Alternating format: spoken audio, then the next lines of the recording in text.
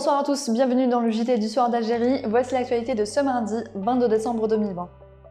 Le gouvernement a déjà établi une shortlist des laboratoires développeurs de vaccins, selon un communiqué rendu public hier par les services du Premier ministère, qui a également précisé que les contrats sont en cours de finalisation pour les premières livraisons.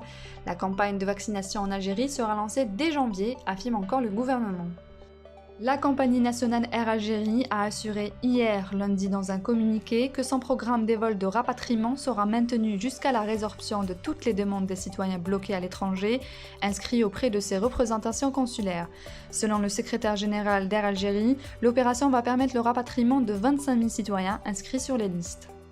Les députés de l'Assemblée populaire nationale ont adopté ce mardi à l'unanimité le projet de loi portant règlement budgétaire pour l'exercice 2018 lors d'une plénière présidée par Slimane Chennine.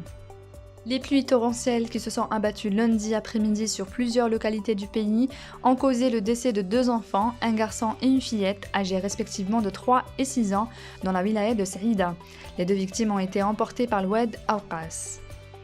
Des photographes de presse ont observé ce mardi un sit-in devant le siège du ministère de la Communication à Alger pour dénoncer les obstacles et les pressions professionnelles et psychologiques, notamment leur interdiction par la Ligue de football professionnel d'accéder au stade pour la couverture des matchs.